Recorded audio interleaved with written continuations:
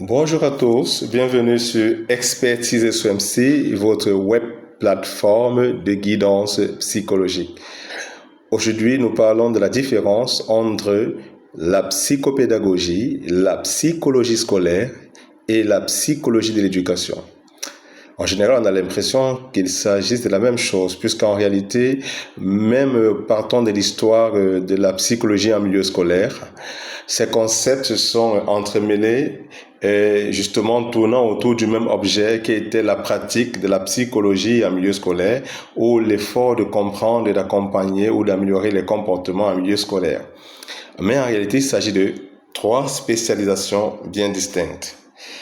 La psychopédagogie, comme son nom le dit, en fait, c'est la psychologie qui accompagne les pratiques pédagogiques. C'est la psychologie qui étudie ou bien qui améliore les méthodes d'enseignement en milieu scolaire, qui améliore les contenus d'enseignement en milieu scolaire.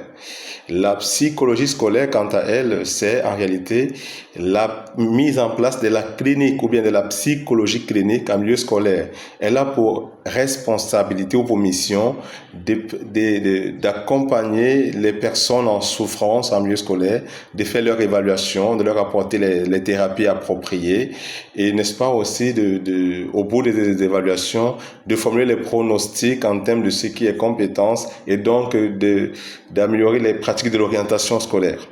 Par contre, la psychologie de l'éducation, c'est rien d'autre que l'approche organisationnelle et systémique de l'institution scolaire. C'est la spécialisation de la psychologie qui vise à étudier le système scolaire et d'améliorer son fonctionnement. En d'autres termes, la psychopédagogie, la psychologie de l'éducation et la psychologie scolaire sont les applications de trois spécialisations de la psychologie ou bien de trois champs de la psychologie. La psychopédagogie, c'est l'application en milieu scolaire de la psychologie cognitive. La psychologie de l'éducation, par contre, c'est l'application en milieu scolaire de la psychologie des organisations et du travail. Et la psychologie scolaire elle-même, c'est l'application en milieu scolaire de la psychopathologie clinique.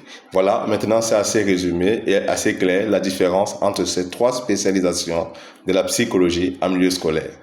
Laissez-nous vos retours en commentaire, questions, vos points de vue, vos inputs et vos critiques, pourvu qu'elles soient constructives pour nous tous. N'hésitez pas à liker, à commenter et surtout à vous abonner. À très bientôt pour notre prochain tuto.